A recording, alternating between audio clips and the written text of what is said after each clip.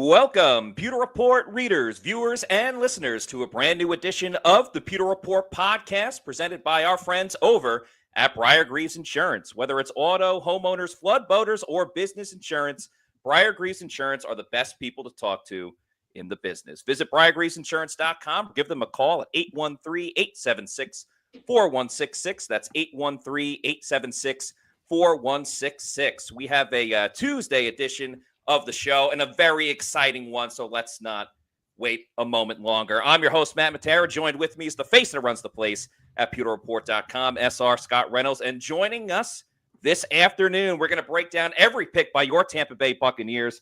You've seen him on the Dan Patrick Show, the NFL Network. You've even seen him host this podcast for several years. Right. He is Pro Football Focus's lead draft analyst. You could also find him on the NFL Stock Exchange. Welcome home, Tampa's favorite son, Trevor Sikkema. Trevor, how are we doing? Thank you for joining. I'm doing fantastic.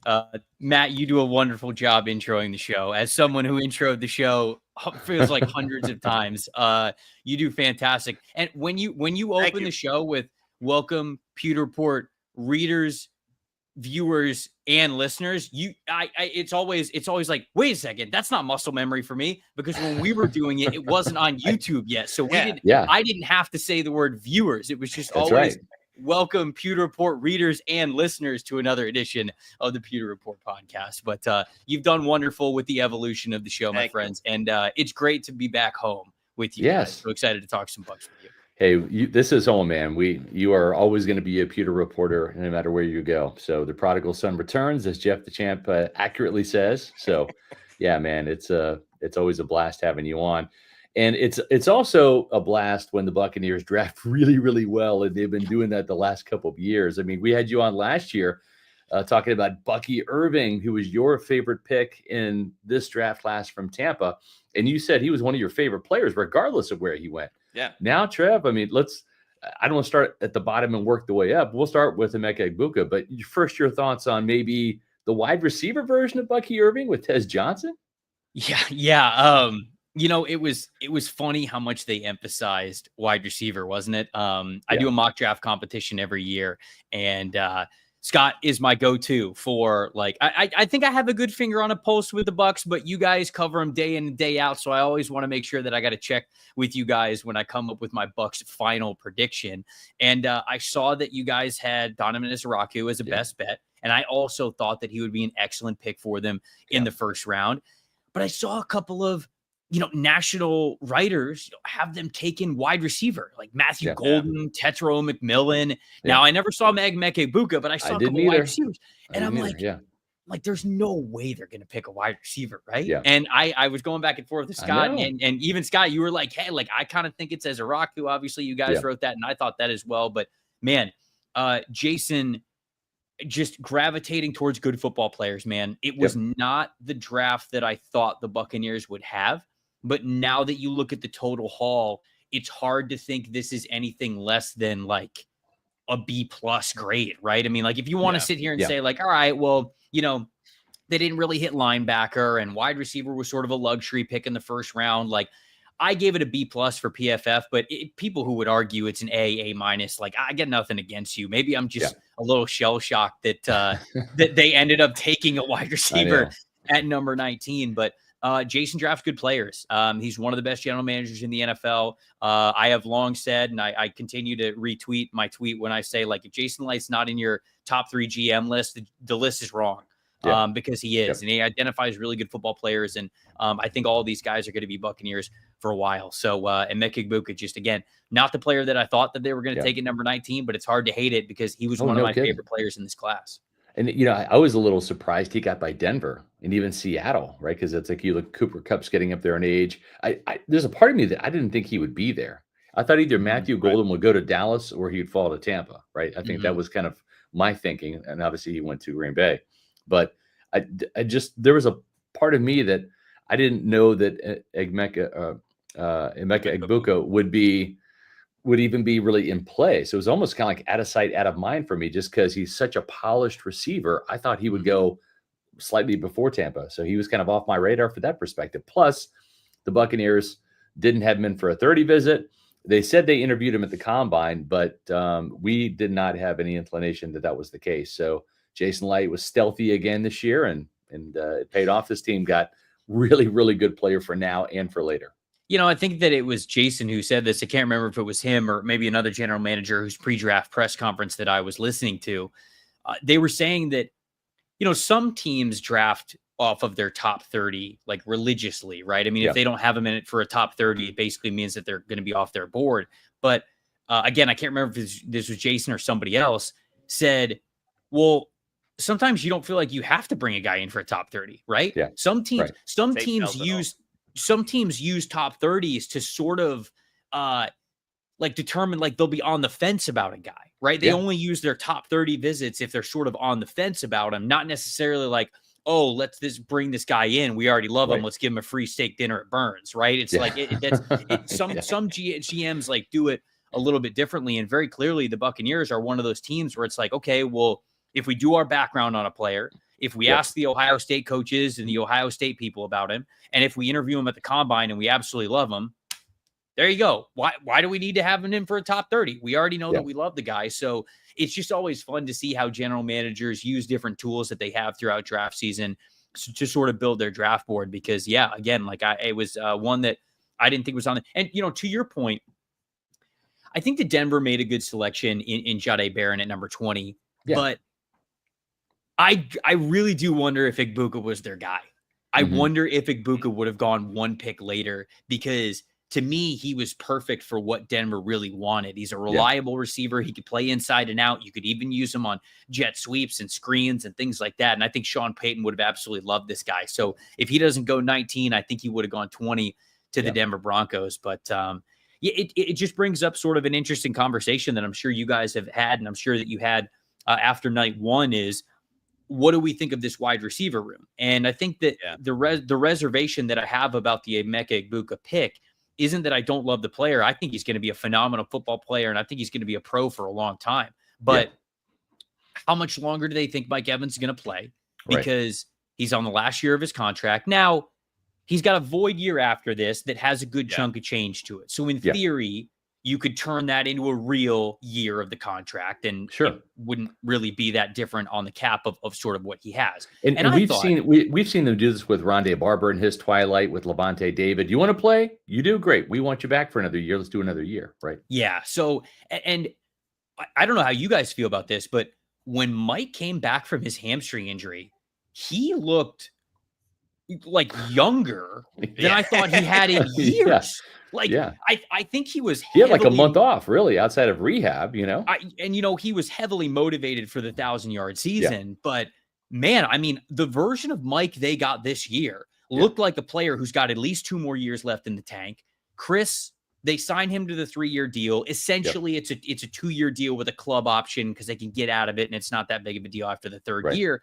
But I thought McMillan was fine, as a later drafted guy who'd be a wide receiver 3 for them. And so there's no question about it. Like, not that this takes away from it being a good pick, but it was a luxury pick.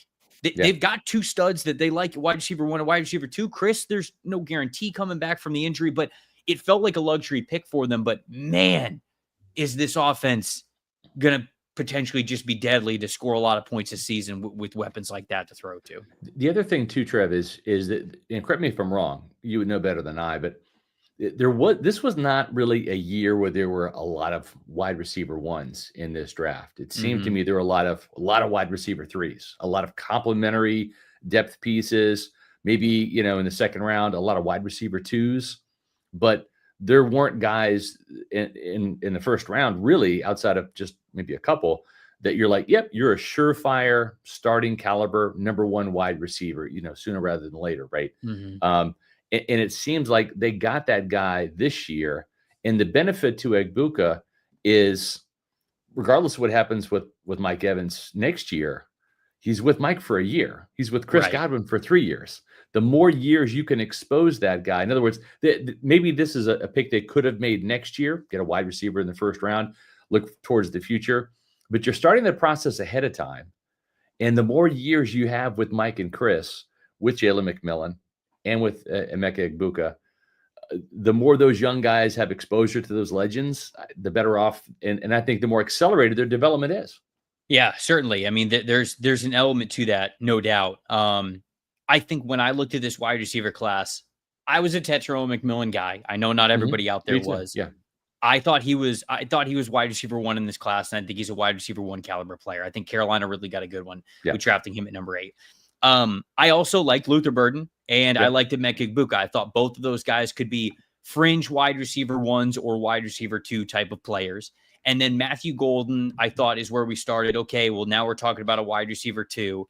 And then after that, there was a little bit of a drop off, like with Jaden Higgins and Elikai Omaner and, players like that. I think those guys were more, okay, wide receiver 2, maybe, but more wide receiver 3 types. So you're right. There wasn't as many surefire studs that you could have labeled wide receiver 1s. But Egbuka is, an upgrade on this team and in what they want to do. And I mean, this is all of a sudden a pretty deadly offense when you go 11 personnel and 10 personnel. So if they want to lean into being a little bit more spread out, I think they have the ability to do that now with these 4 weapons to work with. Yeah, I'm curious to get your thoughts about, I'm sure a lot of us were a little surprised when they went wide receiver at 19, but we can understand the thought process behind it and the succession plan and everything like that. But pretty much every wide receiver was on the board when the Bucs were on the clock, with the exception of Tet McMillan. Do you think Egbuka was the right pick in terms of wide receivers that were available, or was Matthew Golden the right choice? Like, how do you think about that fit? I had Luther Burden as my wide receiver 2 in the class, but certainly for the type of wide receiver the Buccaneers like, Egbuka would have been next after Tet, I think. And so that's sort of how I would have went about it for the Buccaneers. So I do think that if they were going to go one, this was the right one to go with. Again, I was a little bit lower on Matthew Golden. I think Golden actually went to the perfect spot with Green Bay because Jordan Love wants to stretch the field. He wants to be a gunslinger. And like, that's what Matthew Golden could do. He can open up the field for them in the, I would say, intermediate and deep portions of the field. But what the Bucs like to do, I mean, they are all of their wide receivers to be weapons in basically every single way. And he's also a fantastic blocker. We know that, if he can, if they want to put him in condensed sets towards the line of scrimmage, they know that he'll be a great blocker for them. And we know that Tampa gravitates towards that as well.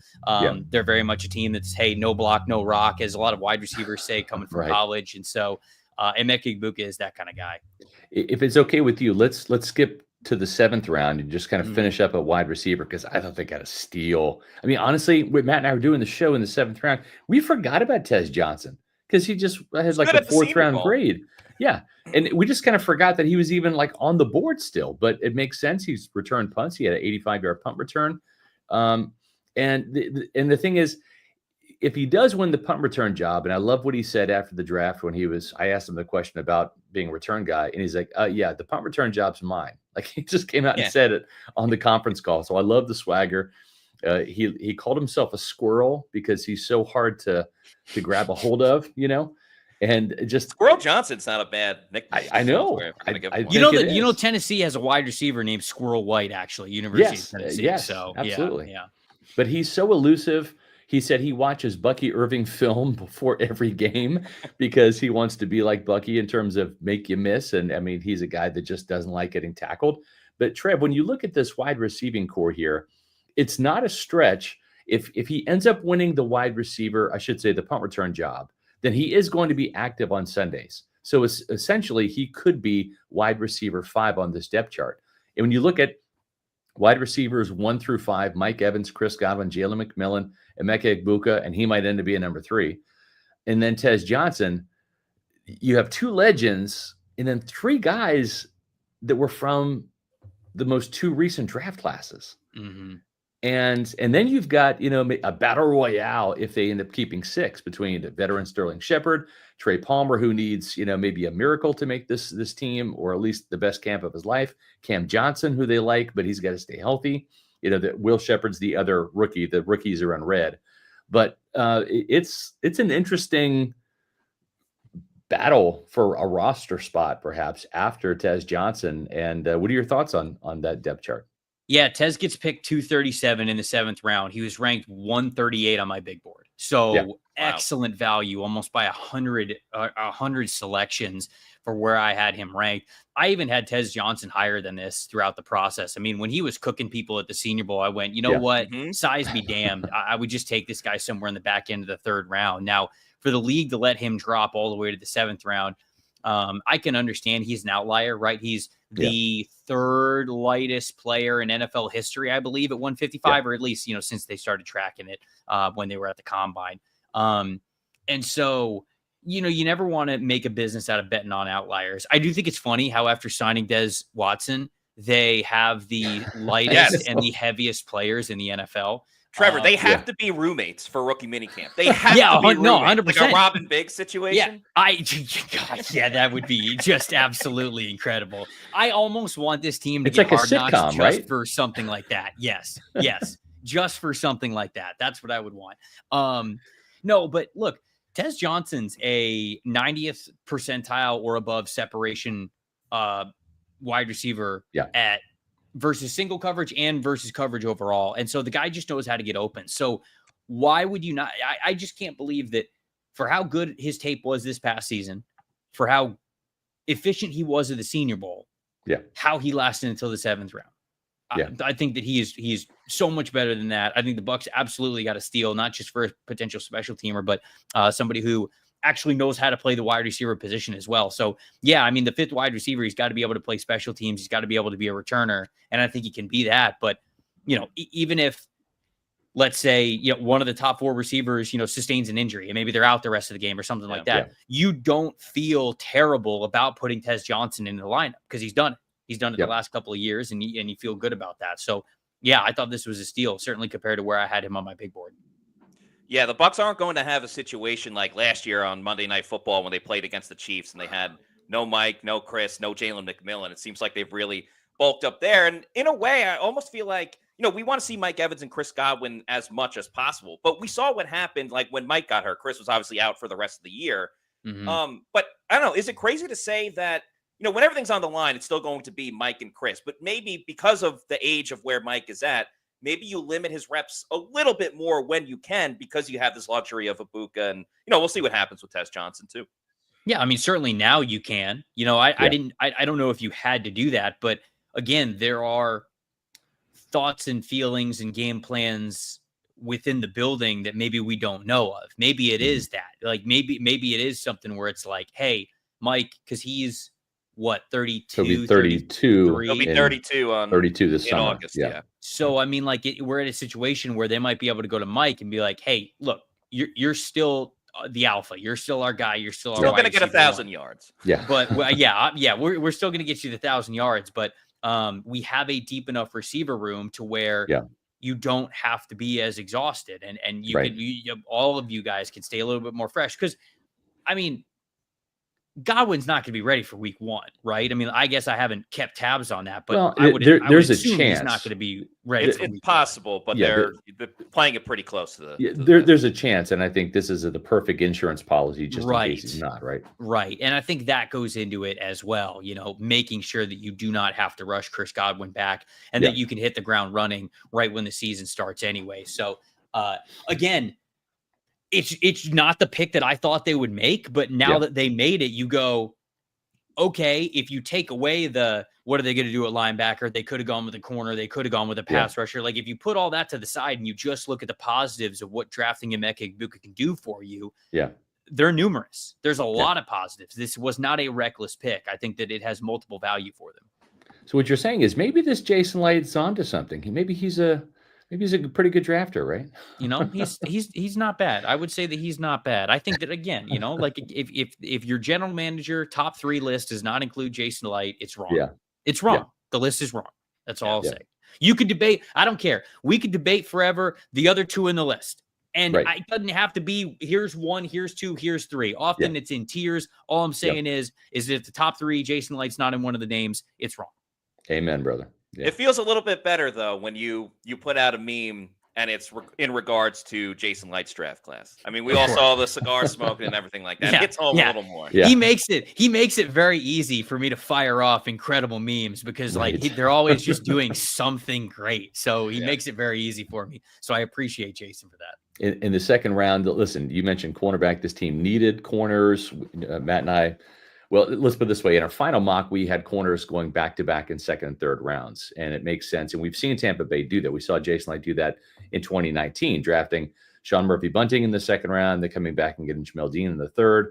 That's exactly what they needed here. They needed to get an outside corner to really challenge Jamel Dean, and they got that in Benjamin Morrison at Notre Dame. We'll talk about him first, and then Jacob Parrish, the nickel cornerback, in the third round. But you were very, very high on Benjamin Morrison, and I would have been too if I'd had a little bit more clarity about the hip condition, because it's not really a hip injury.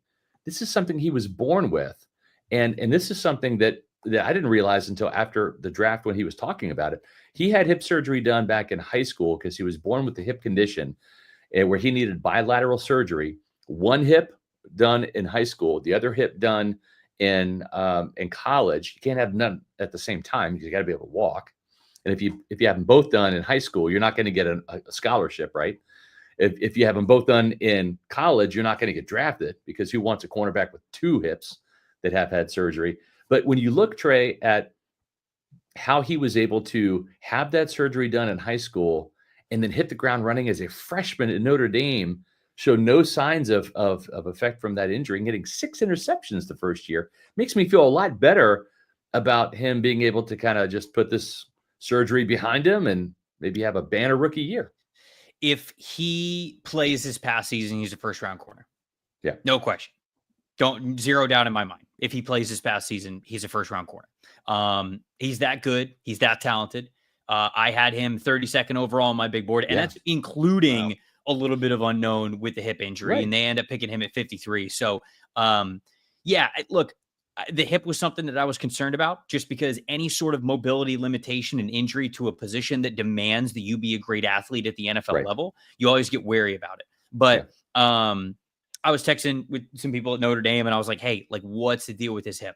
And the feedback that I got back is like, he could have played in that national championship game, but it was like he would have been like 60% at best. Yeah. And so it's like, he didn't want to go out there and be a liability to the guys that, got them there for the national championship. And so it was something where when I heard that, I was like, okay, at least he's on the road to recovery, right? At least it's not, okay, he got hurt, he got the surgery, it's not looking good. So at least I thought that, okay, he's getting into football shape, and he's somebody who's built a little bit slender, gives up a little bit in strength, but fearless when he is in press coverage. 85 or 84.6 coverage grade last season, and I believe he had a 82.6 coverage grade as a freshman as well. Now, run defense, again, tackling, getting a little bit stronger. He needs to do that, but he even played a little bit in the slot as well as on the outside this past season, especially in that Texas A&M game, which was great to showcase his versatility and be able to cover wide receivers on those two-way goes and getting vertical when they're in the slot. I remember Sam Hartman had this quote about Benjamin Morrison. I don't remember exactly what the quote was, but he was talking about him, and the former Notre Dame quarterback was saying like, oh yeah, I mean, like, this guy, he already prepares like a pro. Like, he's unbelievably impressive, like all of that. And Sam Hartman knew him as a freshman and sophomore. Sam Hartman didn't even know like junior year Benjamin Morrison, because he's been off to the NFL. So that version of Benjamin Morrison that he was saying is like already an NFL pro was 18, 19 years old. Yeah. So I think that goes a long way. Having a dad that was around the NFL obviously goes such a long way as well. And so, I mean, just Benjamin Morrison, they drafted a first-round caliber corner at number 53. So incredible value there for them. When you look at this depth chart, Trev, let me get your thoughts on this. It's like right now you have Zion McCollum and Jamel Dean. And, I'm kind of making the argument that Jamel Dean was actually at his best when Sean Murphy-Bunting was competing with him for that starting outside cornerback job. You think back to 2020, 2021, it was kind of a battle between those two guys. Sean Murphy-Bunting ultimately kind of lost and went into the slot as that nickel corner. But then Jamel Dean gets the big contract, and he hasn't really been tested, right? He hasn't, maybe some complacency set in. I know injuries have set in, but now Benjamin Morrison is in the mix, and I think that's good for Jamel. Benjamin Morrison's either going to push Jamel Dean towards greatness or push him to the bench, right? And I think either way the Buccaneers win. Yeah, I think so too.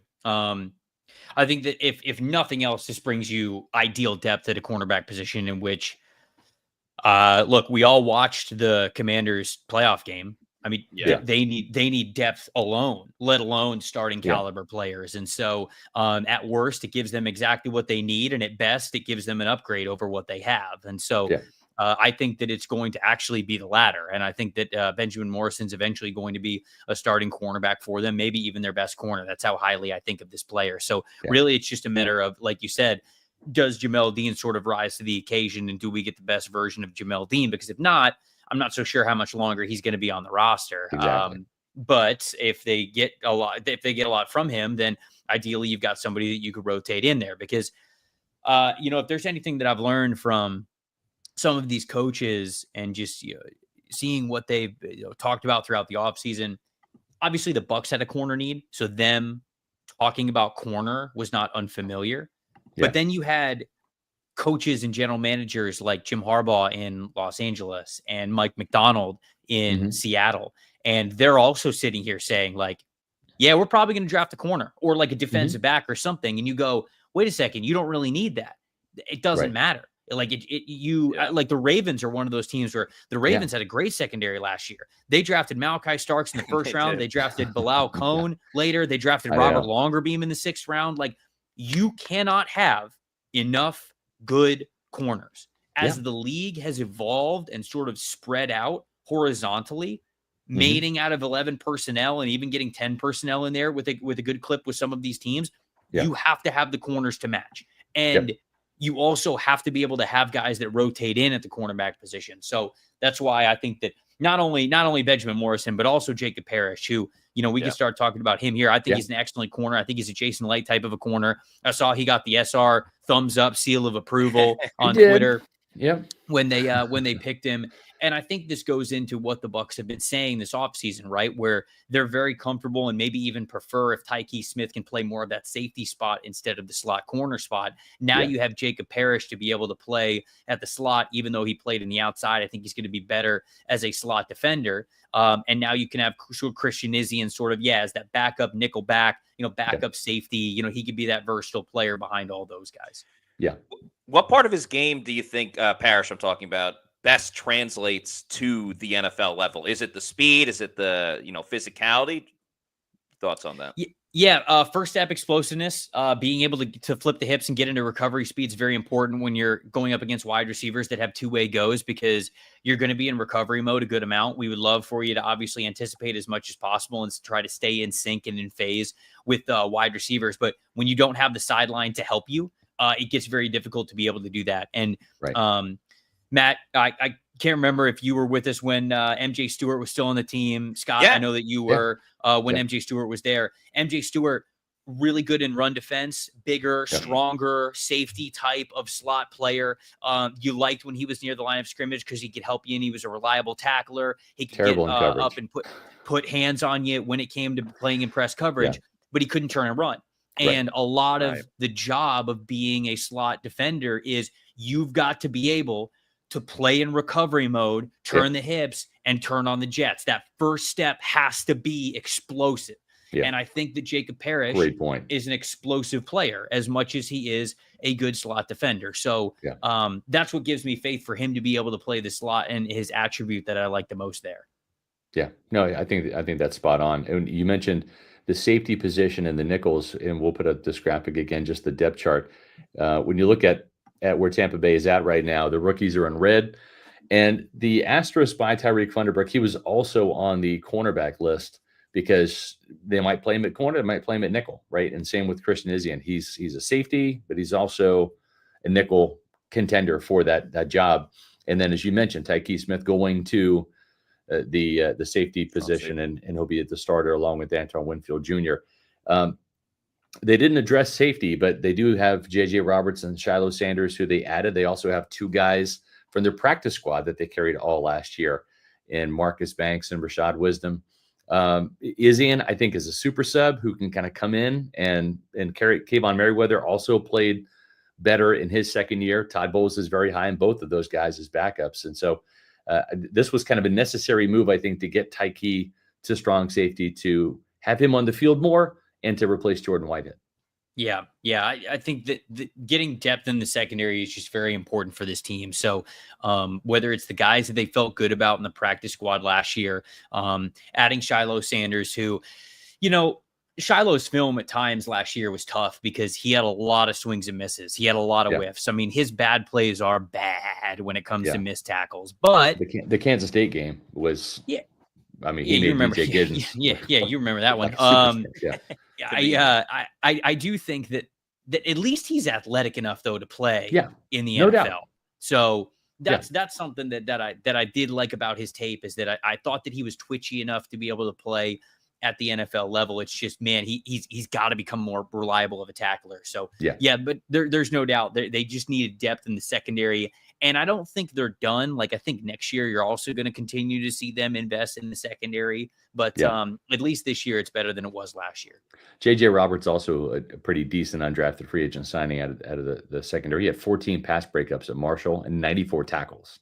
So, he can tackle, he likes to hit, and he's also pretty decent in pass coverage as well. Started his career at Wake Forest, last 2 years, I believe, at Marshall.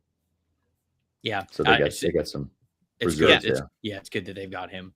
I don't want to get too far ahead looking at like next year's draft class, but one thing I was talking about over the weekend too with the draft is because the Bucs on offense, they have everybody came back this year. Everyone's pretty much coming back next year because they're all under contract except for Mike and Luke Gedeke, we think is going to get an extension. Yeah, I agree with you, Trevor. Like, I think this is kind of like I don't want to say a reclamation project by any means because there's certainly a lot of talent on the defense, but this is like a 2-year project in terms of getting everything done for the defense because they don't even really have to worry about the offense too much, and they still addressed it this year as well. So, whether it's inside linebacker next year or maybe finding another safety, I don't think Jason's even remotely done in having another like defensive heavy draft. I think we almost see that 2 years in a row. Yeah, and the Bucs do an excellent job of getting ahead of the curve. I think that it's Jason, but it's Mike Greenberg as well, and the guys who do a lot of future scouting for them, the director of player pro personnel guys, like they understand, man. They just have such a great finger on the pulse of the rest of the league and what could be coming, and even their own guys. They've got these plans very clearly, and it's just not often that this front office is caught off guard. Like it's just not very often that you see the Bucs like, oh, okay, well, like now they got to pivot, like now they got to totally pivot. They didn't see this coming. Like it's just there's not a lot of examples. I would certainly say. Well, and actually to your point, the 2 times that they were caught off guard, right? Ryan Jensen suffers a career-ending injury, right, and Ali Marpet up and retires at age 28. But look how quickly they've recovered from that. I mean, just imagine like if Marpet was still playing, I think he'd be 31, 32 now, right? Which is still offensive line in the prime. I mean, how many more Pro Bowls would he have had? Ryan Jensen probably is in his mid 30s at the twilight of his career. But for Jason to just, Cody Mount, Graham Barton in the last 2 rounds and have those guys be hits, it's like, he's plugging the dam quickly. And he shouldn't have had to use those drafts resources for offensive line. That wasn't part of the plan, but credit to him for the quick recovery. Yeah, I try to shout that out a lot. When Tampa's offensive line was playing really well and came together last year, that was something that I was shouting out on the PFF shows. And I'm sure I sound like a homer with how much I'm praising the front office, but like, again, you're losing Trey, you're losing there's only so far the roots go away from the branches, but again, it's true. And I bring that up. Ryan Jensen, career-ending injury, is pretty much out of nowhere. Ali Marpet goes, nope, I'm done, actually. And it's like, okay, well, we thought maybe that would have been coming like 2 years from now. Like we would have considered that, but or 4. It's hard to lose because the starting 5 wasn't it Wirfs at right? Yeah. Donovan at left. Yep. Jensen at center, Marpet at guard, and then Alex Kappa at guard too, right? Yep. And Alex Kappa leaves in free agency. Yeah. So within the span of a year, you lost Ryan Jensen to a career-ending injury, Ali Marpet retired, and Alex Kappa left in free agency. Yep. So not only that, but also like you moved on from Donovan Smith as well. So basically the only dude that you had there from the Super Bowl offensive line was Tristan Wirfs. And yet here we are 4 years later, 5 years later, whatever it is. You've not only lost all those players, but now Tampa has like a top 10 offensive line again. Yeah, so, it's actually better with this group. And all under contract, except for Getty. Like, this is going to be the same offensive line for at least the next 2 to 3 seasons. It's incredible. It's like almost unheard of. Yep. Let me tell you too. There's a lot of teams around the league who are not able to get ahead of their offensive line woes. Yeah. There's a lot, like, for a lot of people have obviously asked the Saints, for example, right? With Trevor Penning, Andrews Pete, they've had some misses on that offensive line. Then with premium picks. Obviously, a lot of people have asked me about the Cleveland Browns draft, and I don't love the Cleveland Browns draft for a lot of reasons, but one of the main reasons is I look at this offensive line. You have Jack Conklin, who was almost a cap casualty because you had to because of where your salary cap was at tackle. Mm-hmm. DeJuan Jones, who is not reliable at all right now. Right. You let Jedrick Wills walk because he wasn't good. You have Ethan Posick. You have Wyatt Teller, and you have Joel Bitonio. Bitonio could very well retire next year. Wyatt is a free agent. Ethan Posick is a free agent. This team did not draft a single offensive lineman until. No, wait, they didn't draft a single offensive lineman at all. They drafted 2 quarterbacks. They got 2 quarterbacks. And they are staring down the barrel of all 5 of their starting offensive linemen not being on the team anymore a year from now. Yeah. I'm floored at how some teams look at their offensive line, and maybe they know something that I don't about some of those guys sticking around and being fine or whatever. But that's just one example how Tampa isn't like that. Tampa's they're not going to let offensive line fall behind. They're going to make sure that they stay ahead of it. Yeah. Well, they're doing the same thing at outside linebacker too, right? As much as we believe that Larry Foote will be the game changer going back to outside linebackers coach. I mean, I think he's the hidden gem in this entire offseason. That move by Todd Bowles to move him back to the position he coached, where he had Carl Nassib, Shaq Barrett, Jason Pierre-Paul during that Super Bowl run-up, and then getting Mike Caldwell back to coach inside linebackers is huge. And when you look at the outside linebacker room, they're hoping, crossing their fingers, that Hassan Reddick is that double-digit sacker he was for 4 straight years, not the 1 sack guy from last year. Yaya Diaby leveled up in every category except sacks. I think Foote can get him there. And Chris Braswell, this team just had an infatuation with Joe Tryon-Shoyinka that lasted too long. And Chris Braswell, unfortunately, was the victim of that. He didn't get nearly enough snaps last year that he should have. But his pass rush win rate was better at the end of the season. The arrow's pointing up. They're expecting a big jump from him. Oh, and by the way, they just drafted a guy that averaged about 10 sacks a season at Central Arkansas. Yeah. In David Walker, who showed at the Senior Bowl he belonged.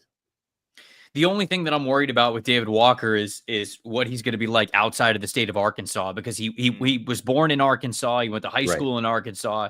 He went to, was it Southern Arkansas? It was Southern Arkansas. Southern Arkansas, and then he transferred to Central Arkansas. Yeah, and I'm sitting here like, this dude, back-to-back FCS All-American at Central Arkansas. And I'm like, do you know why he didn't leave? Did he not have an NIL deal or something? What was up? So that is my thing. I just wonder if he went, nah, man, I'm putting on for Arkansas. Arkansas is my home. I'm staying here.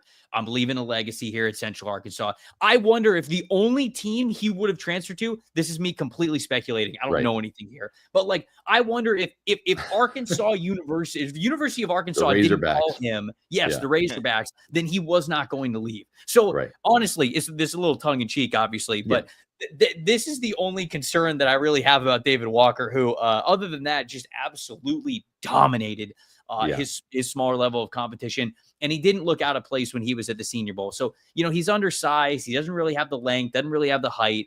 He's got the overall build, like the size, like the overall mass to be able to play at the NFL level. But you wonder about the length. You wonder how effective he's going to be. But he's got great hand usage, clearly knows how to win as a pass rusher. So he's somebody who, it's almost like the same thoughts that you had about Donovan Ezeraku and why you would want him in the first round. You're drafting in the 4th with with David Walker. Now, obviously, 3 rounds of separation of where you would draft these guys. Obviously, there are more concerns and more, I would just say, unknowns with David Walker. But the reasons why you would like Ezeraku are, okay, he's a little bit shorter. He's got a little bit smaller of length, but he's a good run defender to him. He's a productive pass rusher. And David Walker is sort of those things as well. You're just taking a chance on it because he was doing it against FCS level of competition. And Ezeraku was doing it at the D1 and Power 4 level. So he is somebody that I'm very excited about, though. I was a little bit lower on David Walker just because I'm a little bit lower on the transition with him lacking the length going to the NFL level. But certainly 4th round for a player who is this polished. I'll tell you what, he was ranked 121 on my big board. Yeah. He got picked 121 by the Tampa Bay Buccaneers. That's right. So in my opinion, exactly where he should have gone. Right. So I was going to say real quick. I was going to say our own Josh Capo. Go ahead, Matt. I was going to say Walker's brother is on the team as well. So part of why he was still at Central Arkansas is because his brother was on the team. He also wanted to finish his legacy there as well as what he said. Sure. But I am wondering, when he's not the first player to come from a small school and, get drafted into the NFL. But, sometimes when you watch him play, I'm just curious, like how you decipher and the measurements and the length and the size and everything you kind of just talked about. But I do wonder with some guys coming from the small school, they dominate there. But I watch it and I'm like, all right, well, like Georgia's 4th string edge rusher would probably run through that offensive lineman the same way that like David Walker did. So how do you kind of like balance that out, knowing the competition with the player itself? Yes, you have to look at exactly how they're winning, right? And understand how translatable that is. And that's not independent for FCS guys that are taking a jump up in competition level. That's for everybody. So, for example, let me look to make sure I have the numbers exactly correct when it comes to David Walker. Sure. And while you're doing that real quick, the Buccaneers made some roster moves that we're going to report. And these aren't any surprises. According to Greg Allman from Fox Sports, who will actually be tomorrow's guest on the Pewter Report podcast. So great timing for this quick little plug. We're going to be talking NFC South draft discussion with Fox Sports' Greg Allman tomorrow at 4 p.m. on the Pewter Report podcast. Don't miss that. Greg reports that 4 players were released to make room for undrafted free agents. Those players are receiver Marquez Callaway, who was a practice squad guy last year, wide receiver Tanner Canu, also another practice squad, outside linebacker Daniel Griziak, and cornerback Dallas Flowers. So no surprises there. Those were all kind of bottom of the barrel guys on the depth chart. So those 4 players no longer Buccaneers. Go ahead, Trevor. So when it comes to David Walker, I was just looking up his measurables. So he's 1st percentile in height for an edge rusher, 48th percentile in weight, just 10th percentile in wingspan, and 5th percentile in arm length.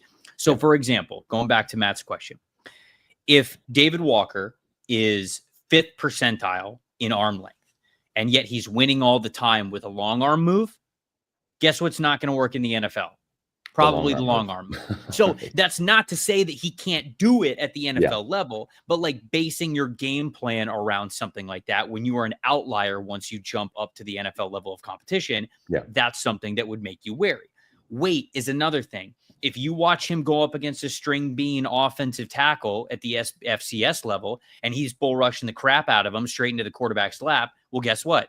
That guy's probably not going to play in the NFL. So if you're predicating what you do around beating up on small, slimmer offensive tackles, you're not going to be able to do that at the NFL level. I think that judging speed versus your competition is also something that you have to think about. If they are getting around the outside shoulder and bending into the pocket to get the quarterback, but you notice that the offensive lineman looks like he's got cinder blocks tied to his feet, then guess what? He's probably not going to be able to get to the outside shoulder against NFL offensive tackles.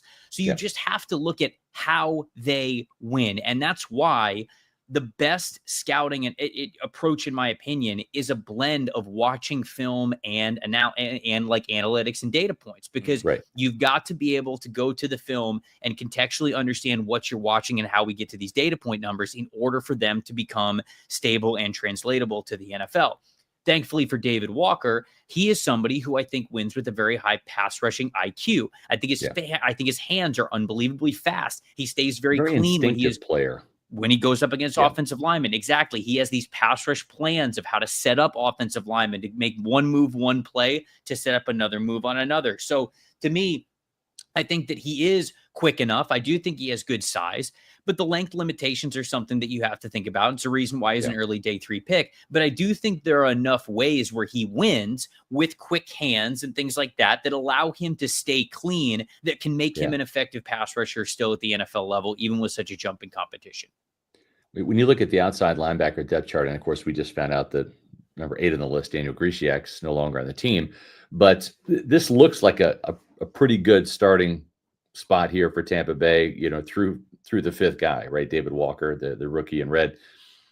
If Larry Foote can work his magic again, as he did with Shaq Barrett, who came to Tampa Bay, I think with 14 and a half sacks, then had 19 and a half in his first season with Larry Foote as his coach. And of course, JPP was also a Pro Bowler under Foote as well. And he got a year's worth of production out of Carl Nassib as well in 2019. But Hassan Reddick, if he is as good as advertised, if Diaby can improve, if Chris Braswell can really make a jump in that second year, David Walker could be that rotational guy with Anthony Nelson at outside linebacker 4, maybe used on passing downs, 3rd and longs instead of Nelson. A lot of ifs there, Trev, but your thoughts on if those ifs pan out? Yeah, I think that they're good bets to make, right? Reddick has done it before. Yaya Diaby's only getting better.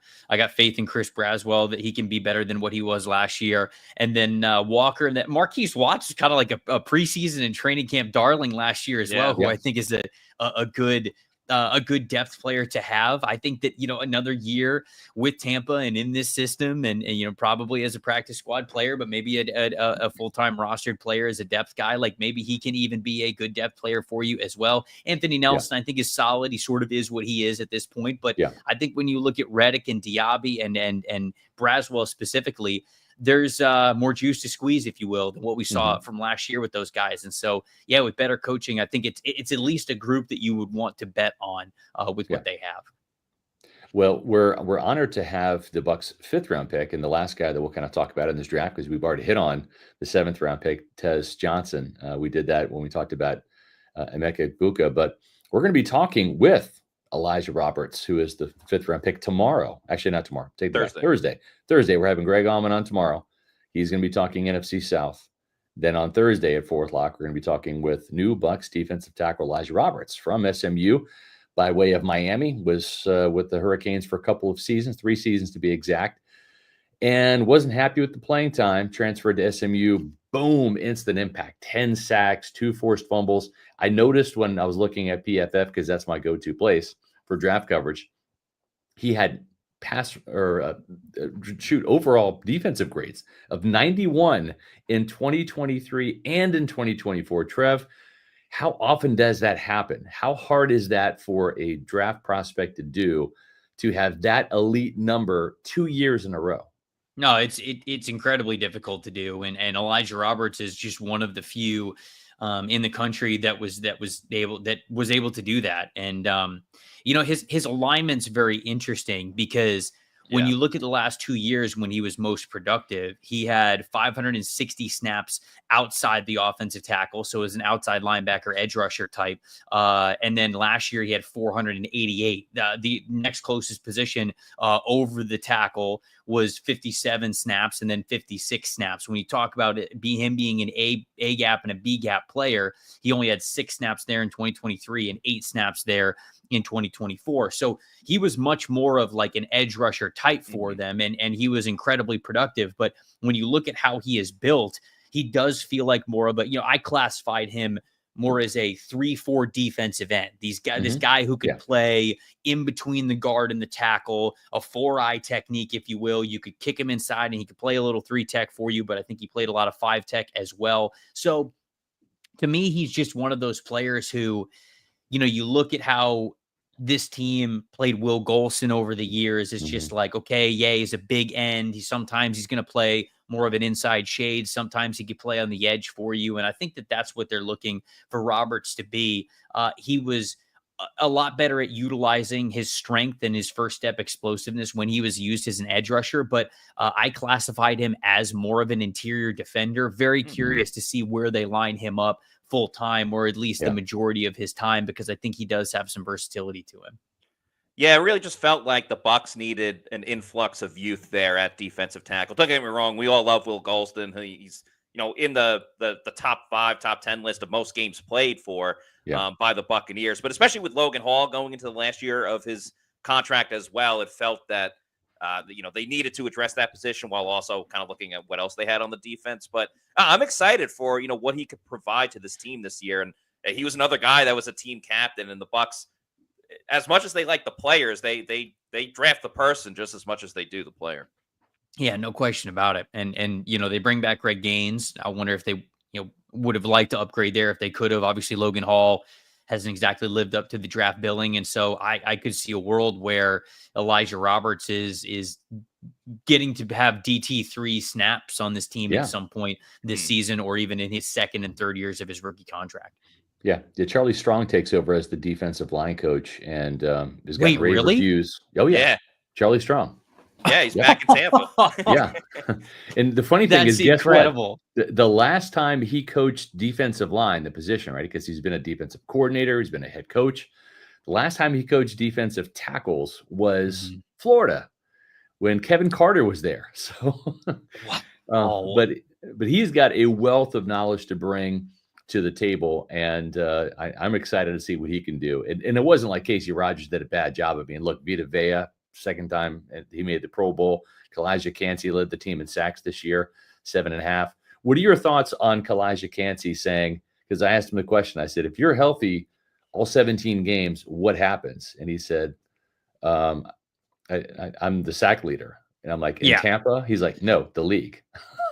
Oh, wow. Okay. All right. So that's a little bit of a bombshell. I don't know about in the league, but I certainly think that the guy can get double-digit sacks. I really do.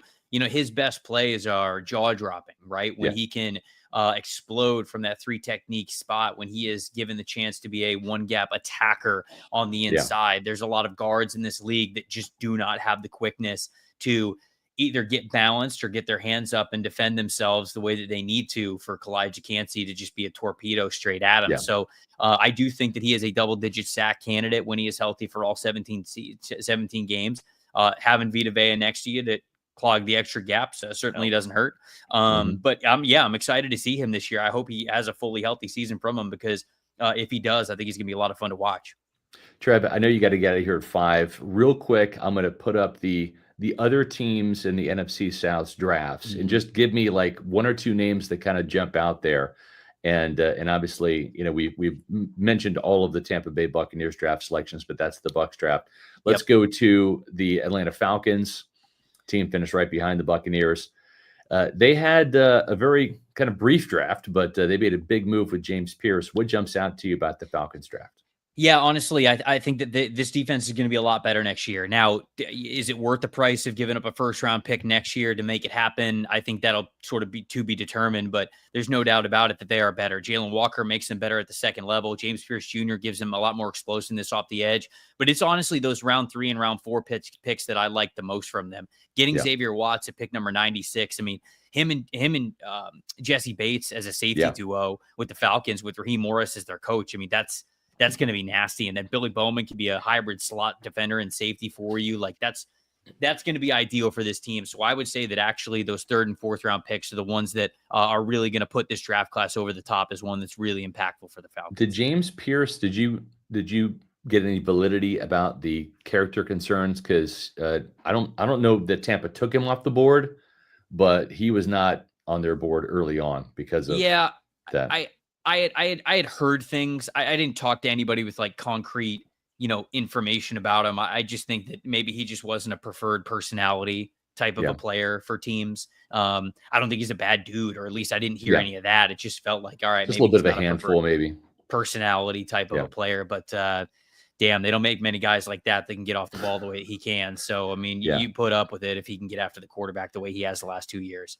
The team that finished the season with the arrow pointing up, that actually beat the Falcons in Atlanta in Week 18 was the Carolina Panthers, the Fighting Dave Canales. Yeah. You love Yes. Tedero McMillan. We've already talked about that. What about some of these other players? Who jumps out at you here? They got a couple back-to-back edge guys like the Falcons did. Bucs fans are going to be mad at me about this. This is my favorite draft. This gets an A+ from me. I love the fact that they drafted a wide receiver 1 at number 8, and then they really focused on defense for a lot of the rest of that draft. I think that getting Scorton and Princely Umanmielen is plus value for where I had them on my big board. Both of those guys increase their pass rush potential immensely. Some people argued about Princely Umanmielen, like, you can't take a guy like this in the first round. Well, they got him in the 3rd round. So it doesn't matter if he's a designated pass rusher because you got him in the 3rd round. That's totally fine. Trevor Etienne's a little bit of insurance for Jonathan Brooks tearing his ACL again. I genuinely think Lathan Ransom can be the starting safety next to Trayvon Merrick for them. Mitchell Evans is great tight end depth. Cam Jackson's a fantastic early down interior defender with Tershawn Wharton and Bobby Brown, who they already signed, and they're now going to be able to do whatever they want with Derek Brown when he comes back from injury. So I thought this draft, top to bottom, when you tie it in with what they did in free agency, it's an A+ draft for me. Not so much with the Saints, though. They were a little bit all over the board here. They had a couple players that I really liked, but the Saints just haven't drafted well, and I think that's why they have fallen off and opened the door for the Buccaneers to just rule this division. Yeah, Mickey Loomis sort of marches to the beat of his own drum, and I think that when Sean Payton was, his running mate in New Orleans, it was great. It was better, and since then, it's just been bad. Now, I like the Kelvin Banks edition because you play him at left tackle now. You get to move Talize Fuanga back to right tackle where he was great at Oregon State. You get to kick Trevor Penning inside, so you don't have to rely on him as an offensive tackle there. So I do like that move, but Tyler Shuck thoroughly overdrafted, in my opinion, in the 2nd round. And then Vernon Broughton, I like Vernon Broughton as a football player, but he was picked 1 pick before Landon Jackson, who's from Arkansas, who's basically the same player, but better. Jordan Birch was also still on the board. Princely Umanmielen was still on the board.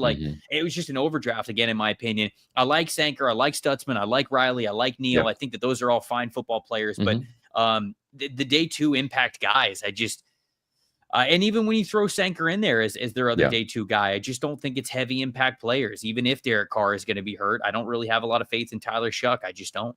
Yeah. The quarterback carousel continues to spin in New Orleans.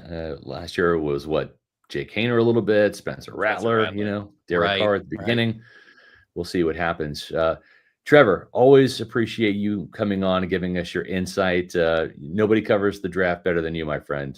You were doing it here at Pewter Report, and you've just gone national and focused on all 32 teams, not just the Buccaneers. So greatly appreciate you joining us once again. And we'll have you on again before the start of the season to talk some more Tampa Bay Buccaneers football and get your thoughts on how the NFC South shakes up next year. Well, I appreciate the kind words, man. And it all started because nobody covered the draft in that outlet in Tampa like we did, and so that's where I always just have such a fiery passion for covering this draft as much as possible. And I always really enjoyed it when I covered it with you guys. So it's always great to come back and continue to talk about the draft with you guys. So thank you as always for having me. This is always a lot of fun when I come on. So I'll talk to you guys soon.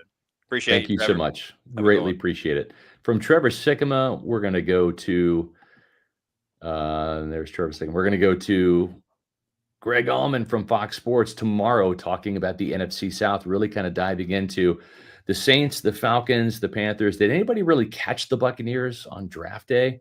Which team made some moves? We heard Trevor's quick opinions on those. We're going to dive deep into that, plus get Greg Allman's take on the Buccaneer players as well. Then, as we mentioned on Thursday, we've got a special guest from the Bucs rookie draft class. Defensive tackle Elijah Roberts will join us for the program. So we're looking forward to that. Friday, we're going to have a Pewter Insider, the future linebacker at Tampa Bay. That was the position that just didn't get addressed in free agency. So we're going to address that on Friday, and we'll see what happens with the team this year at the position and take a sneak peek at that moving forward to next year. We do have some super chats to get to. Yes, and, we do. There we go. Let's get to that because we did have Trevor for an hour. He had a hard out at 5:00, and so we appreciate the super chats, but we wanted to get all of his analysis if we could. Right. Yeah, so we understand some are geared towards Trevor, but we'll do our best to answer it as well. Thanks everyone. Bucks Basement with the $1.99. Thank you, says SR. how did you do on Bucs best bets? We nailed one, and it's hard to do because we're only picking 2 players at a position, right? No, not 7. We're picking 2. Right. So it's hard. And the thing is when you make those judgment calls, right? Like if we're picking Donovan Ezeraku in the first round, what happens if they draft the wide receiver in the first round, right? Right. Well, then Ezeraku actually slid to the second round. Drop, but yeah, typically, but not to Tampa, right? So it's tougher to do when you're only picking 2 guys as opposed to a lot of others. But and that's why when we nail 1, we're thrilled. When we nail 2, like that's a fantastic draft for us.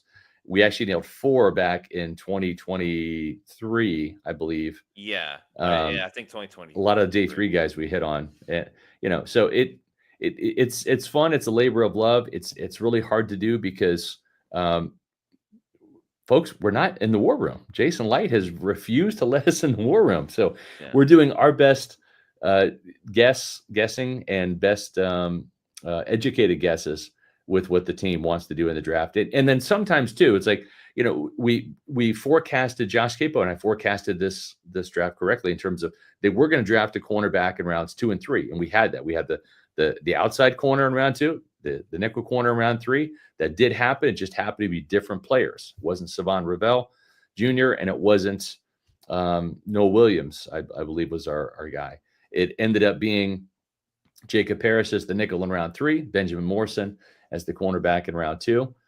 And that's just the way it is. But we did nail David Walker, who was the day 3 outside linebacker. And we're thrilled about that because not only did we hit the pick, but he's just a really good player too. Yeah, got it right off the jump too in the 4th round.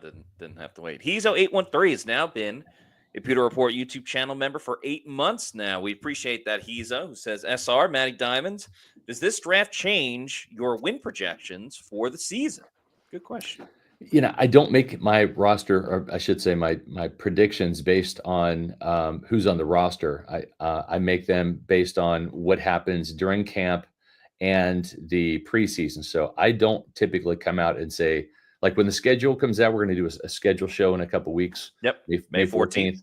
You're not going to see me come out with like the actual prediction for the season. Then I always wait to see, because you might have a catastrophic injury during training camp. Knock on wood, that doesn't happen.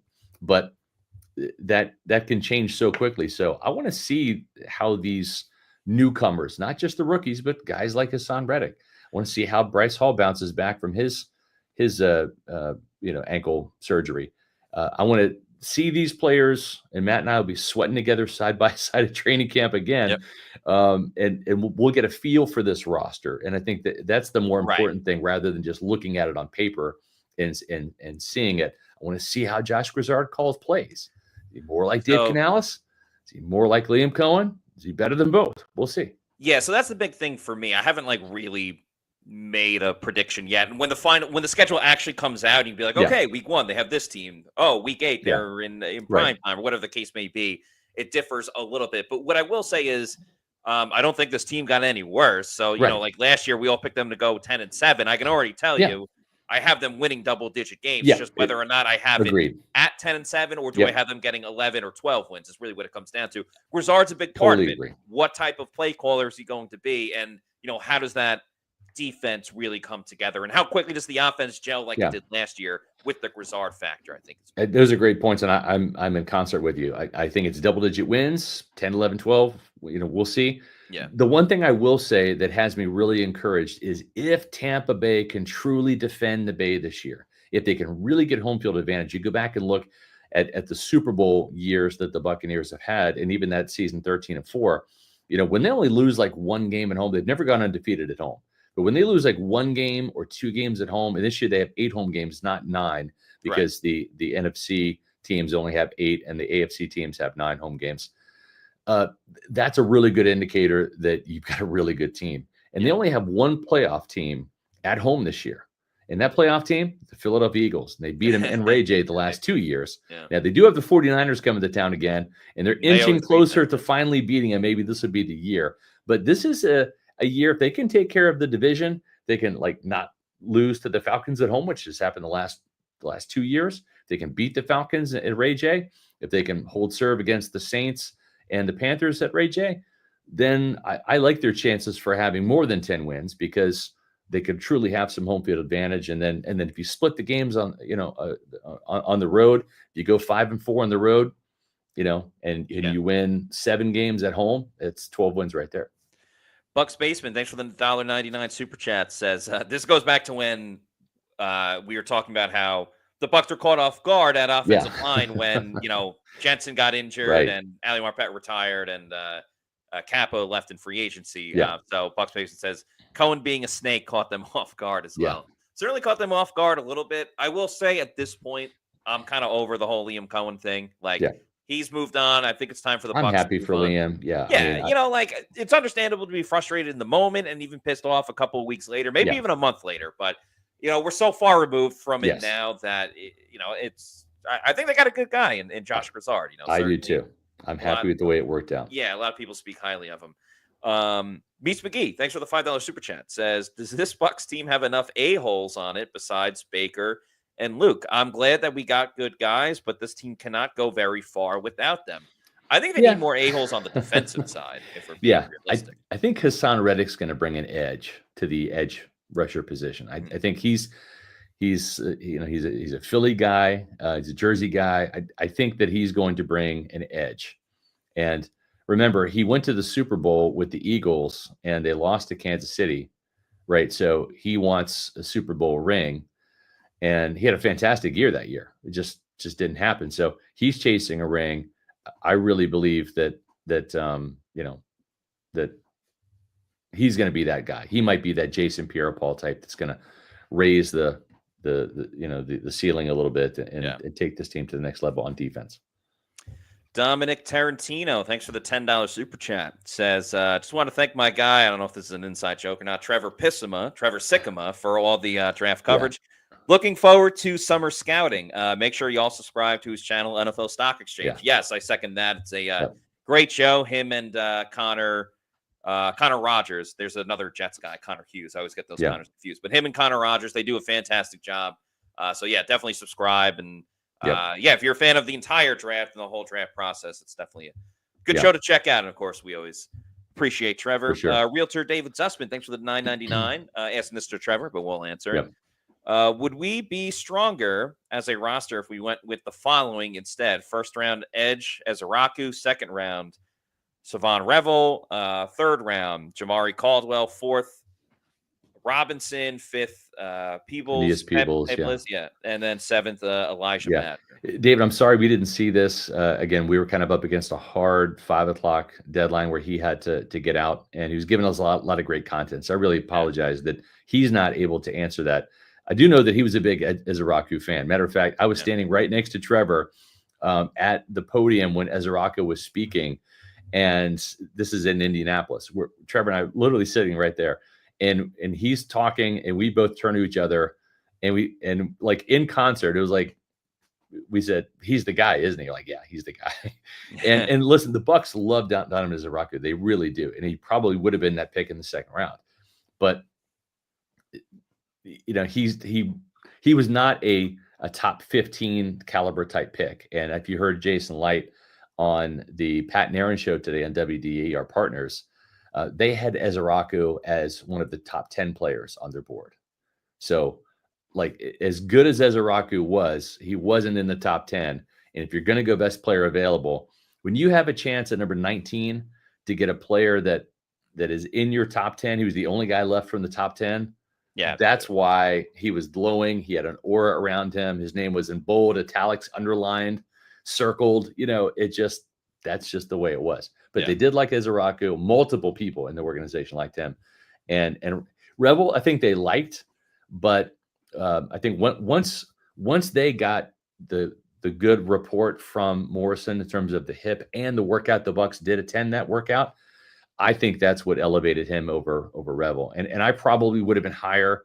And I think Josh Capo too would have been higher on Morrison had we known a little bit more specifics about that hip condition, because it's really a condition rather than injury. And I think that makes a big difference. And I would take Morrison over Revel if all things were equal. So for sure. That all makes sense. Brandon Eubanks, thank you for the $19.99 super chat, who says, I'll be in Seattle cheering on my hometown Bucs Awesome. this year. I'm very excited for that game. I have Yeah. it circled. Might be one that I'm considering I know. traveling for a That'd be road fun. game. So I know some people over there that could visit. But yeah, there's some people over there. But yeah, they haven't been to Seattle in a while. I think the last time they were there was the game where it was Jamel Dean's first career start. That's right. There was like a So late it was injury. It's like, 2019, yeah. and it was like, all right, you're starting, and he kind of got burned. He got cooked, yeah. Yeah, Gave up but 2 touchdowns. it's been pretty good for Jamel Dean ever since. I know we haven't spoken about him in the highest of limelights right now, but overall, pretty good career. Grizz, thanks for the $2 super chat. Says, was Tet McMillan in the top 10? I don't know. Again, the Bucs draft board is different from other teams, right? Yes. Like Jihad Campbell was not their number 1 linebacker. Just wasn't. Yeah. He was not going to be the first round pick. They had some questions about him aside from the medicals, like the instincts and all that stuff too. So, we'll see how it all shakes out. But like Jihad Campbell was the most mocked player to Tampa Bay with the draft experts and all that, but he was not their top linebacker, and he was not going to be considered in the first round. And we didn't have him. And I didn't get that information really until later, but like, that's why we didn't have him in any of our mocks. That's why we didn't have him as a Bucs best bet. Josh Capo and I would say we just were not that high on Jihad Campbell, and the Bucs felt the same way. So, and then you throw in the shoulder injury too, and that doesn't make it any better. It makes it worse. So, I don't know about Tet McMillan though. Good player. We'll see a lot of them. We'll see. Yeah, we'll see a lot of them, and we'll get some more scoop to pass along as the offseason rolls along. More will be kind of coming out, so we'll pass along some nuggets when we hear it. But speaking of information, we have Greg Allman on tomorrow. That's our NFC South draft discussion, and then we've got Elijah Roberts, Bucs defensive tackle. He'll be on the Thursday program with us. Friday, we have our Pewter Insider at 1:30. Where Matt and I will discuss the future at linebacker in Tampa Bay. Did they do enough? Who are some guys that might get cut we could see pop into Tampa Bay and maybe bolster this group or not? We'll take a look at that. One thing you need to be taking a look at, because it's Tuesday, is the all-day happy hour from now until close at Walk-Ons. And folks, they have $5 Tito's, so that should tell you everything you need to know about Walk-Ons on Tuesdays. Yeah, so what happened out there tonight? We struck out at home with leftovers, then we remembered walk-ons. What effect did the situation have? Spirit soared. Nick took on a burger. Jen obliterated her ribeye po' boy. And speaking of spirits, Laura even scored a real tasty cocktail. She needed that. Any lessons learned today? Yeah. Head straight to walk-ons. Scratch-made dishes, wall-to-wall TVs, craft beers, and cocktails. Walk-ons for the win. Speaking of spirits, aside from Tito's on Tuesdays, you can also take part in a Jack Daniel's Spirited Dinner. Reserve your seat for May 21st at 6:30 p.m. Enjoy expertly crafted pairings featuring Jack Daniel's finest selections, such as the Sinatra Select, as you see here on the screen. Secure your reservation now by calling 813-771-7100. That's 813-771-7100. These are reservations only. You can also email mid-mkt@walkingtallbrands.com. Remember, Walk-Ons, 3 locations in the Tampa Bay area. Lakeland, Midtown Tampa, where Matt Matera just about lives. Yeah. And up here in Wesley Chapel, the one that I go to all the time with my wife, Ashley. Great places for food, sporting events, and drinks as well. And golly, the Bolts, man. That game last night was so brutal. Yeah, that was crazy. I had it on when the Lightning scored. Yes, 11 seconds apart, and then I was kind of flipping through some stuff, and then when it was late at the end, I turned it back on, and then I happened to see the Panthers do what they did with the 2 goals. So that was brutal. I was gonna say go watch the next Lightning game there, but maybe not. Maybe you got the Kentucky Derby on Saturday. That's right. Check that out, and still a lot of other playoffs and stuff like that. So make sure you check out Walk-Ons. Fantastic spot. Another great show today. A lot of fun. Always a pleasure when we have Trevor on, some Pewter Report alumni, and always a pleasure when we interact with our Pewter Platinum members. So thank you to Scott Noah Federico, Parr, Rachel Gordon, Scotty J, Dave Anderson, He's 0813, Ash Fishpool, Joel L. Rican, Sam, John Dale Morris, Zach Brannigan, RP89, Eric McMillan, Connor for Reals, Zach Jarvis, Kevin Thomas, and Mario Thomas. Thank you so much. To our Platinum members. We appreciate you guys. Y'all are the best. We're going to do it again tomorrow and Thursday. A couple of other big-time shows coming up along with Friday as well. So in the meantime, if you're not already doing so, please follow us on all of our social media on X, Facebook, and Instagram. We are at Pewter Report. And our YouTube channel is Pewter Report TV. Please like and subscribe. Leave a comment on this video. That'll do it for us on today's show. For Trevor Sikkema, for Scott Reynolds, I'm Matt Matera saying thanks everybody for watching. We'll see you tomorrow at 4 p.m. for another edition of the Pewter Report podcast. Out.